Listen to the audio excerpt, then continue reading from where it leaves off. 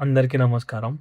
నా పేరు మందీప్. నా ఛానల్ పేరు వచ్చేసి మనీ ఇన్ జర్మనీ. సో, నేను ఈరోజు జర్మనీని బ్యాచ్ చేయడానికో, లేకపోతే జర్మనీ గురించి మీకు రూమర్స్ స్ప్రెడ్ చేయడానికో, జర్మనీ రావద్దనడానికో ఈ వీడియో చేస్తలేను. మీకు కొన్ని రియాలిటీస్ ఏందో చెప్పడానికొచ్చాను. చాలామంది ఇండియాలో అనుకుంటున్నారు, ఒక మైండ్ సెట్ ఉంటుంటారు. లైక్ జర్మనీ అంటే ఇది, జర్మనీలో వర్క్ లైఫ్ అలా ఉంటది, జాబ్స్ ఇలా ఉన్నాయి, ఇన్ని ఉన్నాయని. బట్ నిజంగా జర్మనీలో అంత జాబ్స్ ఉన్నాయా? నిజంగా జర్మనీ ఫ్రీ ఎడ్యుకేషనా? నిజంగా జర్మనీ అంటే జాబ్స్ రెడీగా ఉంటాయా? జర్మనీ వాళ్ళకి పార్ట్ టైం చేస్తే ఫీజు కట్టేయొచ్చా? మాస్టర్స్ అయ్యాక పర్మనెంట్ జాబ్ దొరికేస్తదా? ఇన్‌స్టాగ్రామ్‌లో, యూట్యూబ్‌లో, స్నాప్‌చాట్‌లో కూడా వీడియోస్ చూస్తున్నా. చూసి నాకొకటి అర్థమైంది. ఇవన్నీ తప్పు చెప్తున్నారు వీళ్ళు. కానీ నేను జర్మనీలో స్టూడెంట్‌ని. లాస్ట్ 1 ఇయర్ నుండి చూస్తున్న రియాలిటీ. చెప్పిన దానికి క్వైట్ ఆపోజిట్ ఉంది. సో, మీరు జర్మనీ రావాలంటే ప్లీజ్ ఈ వీడియో కంప్లీట్‌గా చూడండి. ఎందుకంటే ఈ 20 మినిట్స్ మీ లైఫ్‌ని మార్చే ఛాన్సెస్ ఉన్నాయి. సో, నేను చెప్పేవి రూమర్స్ కావు. వాట్సాప్‌లో అస్సలు ఫార్వర్డ్ కావు. నేను డైలీ చూస్తున్న సిట్యుయేషన్స్. ఇదంతా నేను డైలీ చూస్తున్నా. మీకు ఇన్‌స్టాగ్రామ్‌లో కనిపియవు, యూట్యూబ్‌లో కూడా కనిపియవు. ఫస్ట్ మిత్ ఏంటిదంటే, జర్మనీలో జాబ్స్ చాలా ఉన్నాయా? Answers yes. జర్మనీలో చాలా జాబ్స్ ఉన్నాయి. కానీ క్వెషన్ ఏంటి? ఎవరికి జాబ్స్ ఉన్నాయి? ఎక్స్‌పీరియన్స్‌డ్ ఇంజినీర్స్‌కి ఉన్నాయి. జర్మన్ లాంగ్వేజ్ వచ్చిన వాళ్ళకున్నాయి. 10 ఇయర్స్ ఎక్స్‌పీరియన్స్ ఉన్న మెకానికల్ ఇంజినీర్స్ వాళ్ళకున్నాయి. హాస్పిటల్‌లో నర్సెస్‌కున్నాయి. డాక్టర్స్‌కున్నాయి. ఎలక్ట్రీషియన్స్‌కున్నాయి. ప్లంబర్స్‌కున్నాయి. టెక్నీషియన్స్‌కున్నాయి. Skilled labour, skilled employ, skilled వర్కర్‌కి షార్టేజ్ ఉంది. కానీ ఫ్రెషర్‌గా ఇండియా నుండి మాస్టర్స్ కోసం వచ్చిన స్టూడెంట్స్‌కి సిట్యుయేషన్ సేమ్ ఉందా అని అడుగుతున్నా. సో, ఆన్సర్ ఈస్ లేదు. నేను ఈ 1 ఇయర్‌లో గమనించింది అది. ఫ్రెషర్‌గా పాస్డ్ అవుట్ అయ్యి ఇండియా నుంచి జర్మనీకొచ్చి ఇక్కడ సిట్యుయేషన్ సేమ్ ఉందా అంటే లేదు. నా స్టోరీ చెప్తున్నా. నేను ఇండియాలో ఉన్నప్పుడు కూడా సేమ్ ఎగ్జాక్ట్‌లీ ఇదే అనుకున్నా. జర్మనీ వచ్చేసేయాలి, పార్ట్ టైం చేసేస్తా, స్కిల్స్ ఇంప్రూవ్ చేస్తా, మాస్టర్స్ అయ్యంగానే ఈజీగా జాబ్ కొట్టేస్తా.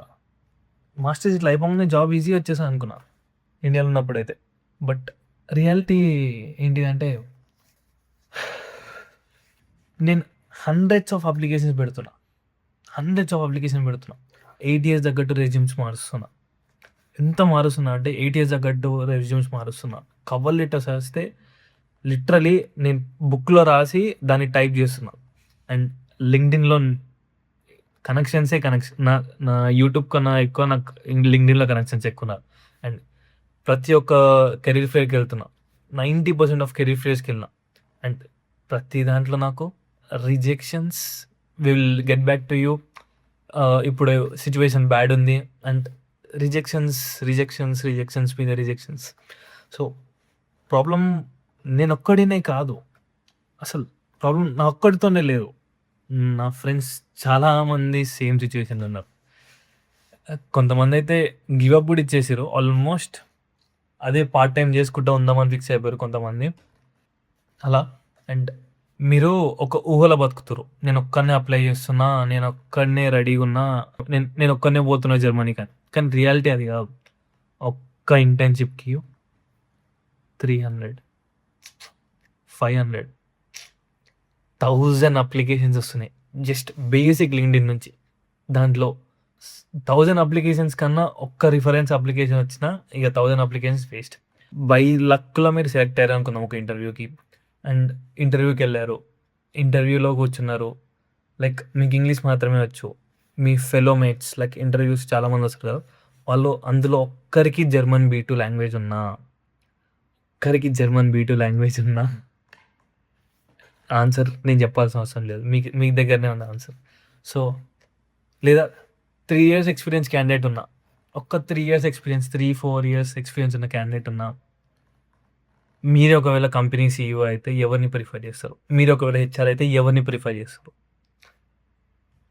సింపుల్‌గా వచ్చేసింది కదా ఆన్సర్. అది. మీరు సింపుల్‌గా ఆలోచించండి ఇది. లాంగ్వేజ్ లేకపోతే జర్మనీలో బ్రతకడం ఈజీయే పార్ట్ టైం చేసుకుంటూ. బట్ లాంగ్వేజ్ ఉంటే మీకు లైఫ్ ఈజీ అయితది ఇక్కడ. లైఫ్ ఈజీ కావాలా? బ్రతకడం ఈజీ కావాలా? ఇండియాలో చాలా కన్సల్టెన్సీస్ చెప్తారు. జర్మనీ లాంగ్వేజ్ అవసరం లేదు. జర్మనీ లాంగ్వేజ్ అవసరం లేదు. అసలు జర్మనీకి లాంగ్వేజ్ అవసరం లేదు అని జెప్పి పోస్ట్‌లు గూడా పెడతారు. బట్ రియాలిటీ అది గాదు గదా! అది ఇప్పుడు గాదు. ఒక 6 ఇయర్స్ ముందు అంటే కరోనా కన్నా ముందు అట్లుండే. ఇప్పుడు ఆల్మోస్ట్ ఎవ్రీ కంపెనీ, ఆల్మోస్ట్ ప్రతి ఒక్క కంపెనీ, కంపెనీ పక్కన పెట్టు bro. Part times, part time గూడా నిన్ను ఏమడుగుతుంది తెలుసా? బీ2 అడుగుతుంది. బీ1 అడుగుతుంది. లేకపోతే అట్‌లీస్ట్ ఏ1 అడుగుతుంది. ఏ2 స్పెషల్‌గా customer interaction roles like documentations ఉన్నాయి. Front desk, meeting, internal communications దాంతో పాటు అన్నీ, అన్నీ జర్మన్‌లోనే ఉంటాయి. పేపర్స్ అయితే ప్రతి ఒక్కటి జర్మన్‌లోనే ఉంటది. ట్రాన్స్‌లేటర్ వాడాలి మనం ఫోన్ పట్టుకొని. అది. మీరు ఎంత టెక్నికల్‌గా స్ట్రాంగ్ ఉన్నా, లాంగ్వేజ్ లేకపోతే షార్ట్ లిస్ట్ అవ్వడం కష్టం. చాలా కష్టం. చెప్పినా గదా! ఒక రీల్‌లో చెప్పే ఉంటా. 0.0001% మాత్రమే లాంగ్వేజ్ లేకుండా సక్సెస్ అయినోళ్ళున్నారు. లాంగ్వేజ్ రావాలి. అండ్ నా నెక్స్ట్ పాయింట్ వచ్చేసి అంటే ఇది మనం చాలా చిన్నోళ్ళం దాని గురించి మాట్లాడనీకి. But Germany economy. మీకు నిజంగా ఒకవేళ మీరు న్యూస్ ఫాలో అయితుంటే వోల్క్స్‌వాగన్ ఎన్ని లే ఆఫ్ చేస్తున్నాయి తెలుసా? బోష్ ఎన్ని లే ఆఫ్స్ అయితున్నాయి తెలుసా? కాంటినెంటల్ లే ఆఫ్స్ అయితున్నాయి. జెడ్ఎఫ్ అనే ఒక కంపెనీ ఉంటది. దాంట్లో లే ఆఫ్స్ అయితున్నాయి. ఆడి, మర్సిడీస్ ఇంటర్న్‌షిప్స్ గూడా తీసుకుంటలేవు. చాలా స్లో చేస్తున్నాయి హైరింగ్ ప్రాసెస్ గూడా. Germany is for automotives, cars. But automotive sector మొత్తం ప్రెషర్‌లో ఉంది ఇప్పుడు. ఎందుకో రీజన్ మీ అందరికి తెలుసు. చైనా. ఎందుకంటే చైనా ఈవీ కంపెనీస్ చాలా ఫాస్ట్‌గా గ్రో అయితున్నాయి. అండ్ ప్రొడక్షన్ కాస్ట్ వచ్చేసి చాలా తక్కువ. టెక్నాలజీ కూడా చాలా ఫాస్ట్ అయిపోయింది. మనం గాదు బ్రో. మనకన్నా ఎక్కువ జర్మనీ కంపెనీస్ ప్రెషర్ ఫీల్ అవుతున్నాయి ఇప్పుడు. అది నీకు అర్థమవుతుందా? మనకన్నా ఎక్కువ కంపెనీసే ఎక్కువ ప్రెషర్ తీసుకుంటున్నాయి. ఎందుకంటే జాబ్స్ ఇయ్యలేకపోతున్నామని. జాబ్స్ కట్ ఆఫ్ చేస్తున్నామని. అండ్ స్టూడెంట్ లైఫ్ గురించి మాత్రం ఇన్‌స్టాగ్రామ్‌లో చూపిస్తారు గదా! అబ్బబ్బబ్బబ్బబ్బా! ఆ ట్రావెల్ ఏంది? ఆ స్నో ఏంది? ఆ క్రిస్మస్ మార్కెట్స్ ఏంది? ఆ యూరోప్ ట్రిప్స్ ఏంది? Paris, Italy, Prague. అది నాకు చూస్తుంటే నాకే జెలస్ అయితుంది. అబ్బా! నేనెందుకు పోలేకపోతున్నా అని. బట్ రియాలిటీ అది కాదుగా మనది. మనకి పొద్దుగాల లేస్తే క్లాసులుంటాయి. అసైన్‌మెంట్ వీకెండొస్తే అసైన్‌మెంట్‌లుంటాయి. క్లాస్ అయిపోయిందంటే సాయంత్రం వచ్చిందంటే పార్ట్ టైమ్ ఉంటది. పొద్దుగాల లేసినామంటే మన పని మనకే ఉంటది. కుకింగ్ అంటాం, క్లీనింగ్ అంటాం, లేకపోతే లాండ్రీ అంటాం. బట్టలు ఉతకాలి. బట్టలు తీసుకొని ఆరేయాలి. మా అమ్మ రాదుగా వచ్చి ఆరేయనీకి. నేనే తీసుకొచ్చుకొని ఆరేయాలి. ఎన్ని పైసలు ఖర్చయితున్నాయి? ఎంత ఖర్చయితుంది? గ్రాసరీస్‌కి ఎంత ఖర్చయితుంది? మన బిల్లెంత? రూమ్ రెంట్ ఎంత? రేడియో టాక్స్ ఎంత కడుతున్నాం? హెల్త్ ఇన్స్యూరెన్స్ కట్ అయితుంది. ఎప్పుడు కట్ అయితుంది? ఎక్కడ కట్ అయితుంది? పేపర్‌లేంటివి? ఏం లీటర్‌లొచ్చినాయి? ఏ బట్టలేసుకోవాలి క్లాస్‌కి? ఏ బట్టలున్నాయి? ఏ బట్టలు ఉతకనీకేసినాము? సెమిస్టర్ ఫీజు, మళ్ళా సెమిస్టర్ టికెటు, స్ట్రెస్. వీకెండ్ వచ్చిందంటే అది లెక్కలేసుకుంటాం. ఓకే. ఇది అని. నెక్స్ట్ వీక్ ప్లాన్ చేసుకుంటాం. తర్వాత పార్ట్ టైమ్ మీద పార్ట్ టైమ్ షిఫ్టు. ఎగ్జామ్స్ వచ్చినాయంటే 2 రోజులు షిఫ్ట్ సైడ్‌కేసి చదువుడు మీద కూర్చోవాలి. అండ్ ట్యూస్‌డే వచ్చిందంటే మళ్ళా గ్రాసరీస్ కొనికి పోవాలి. వెడ్నెస్‌డే వచ్చిందంటే మళ్ళా అదేదో పనుంటది. ఇది బ్రో రియాలిటీ. ఇది రియాలిటీ అంటే. అర్థమైందా? అంత రియాలిటీలో ఇంకొక పాయింట్ చెప్పాలా? కంటెంట్ క్రియేటర్స్ కంటెంట్ క్రియేట్ చేయడం. చాలామంది అంటారు పార్ట్ టైమ్ చేసి ఫీజు కట్టేస్తాం అని. ఫీజు ఇట్లా కట్టలేవచ్చని పార్ట్ టైమ్ చేసి. బట్ నాకు క్వెషన్, పార్ట్ టైమ్ దొరికిందా? దొరికిందా పార్ట్ టైమ్?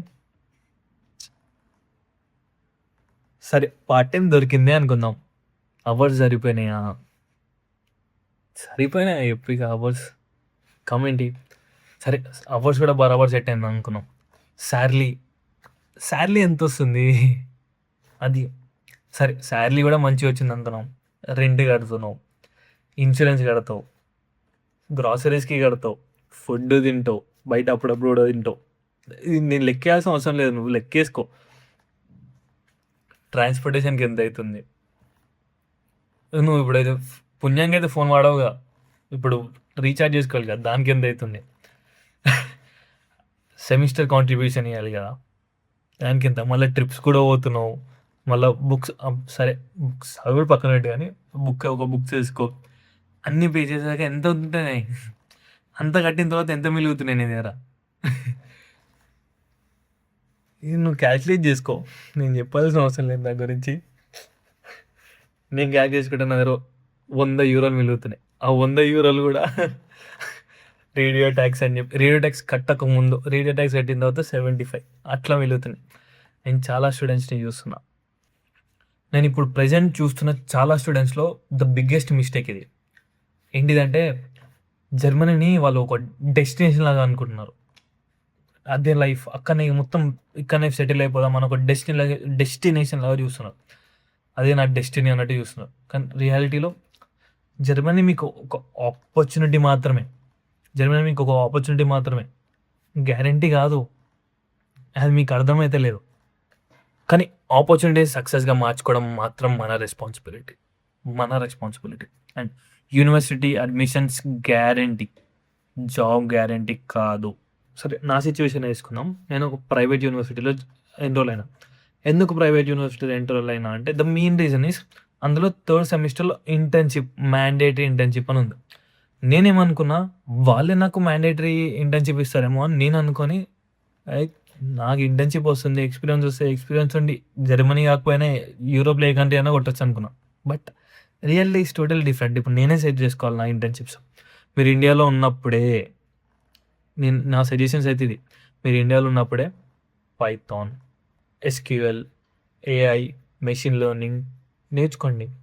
దాంతోపాటు Power BI, cloud, JavaScript, ఇంకా ప్రాజెక్ట్స్ చేయండి, నార్మల్ బేసిక్ ప్రాజెక్ట్స్ చేయండి.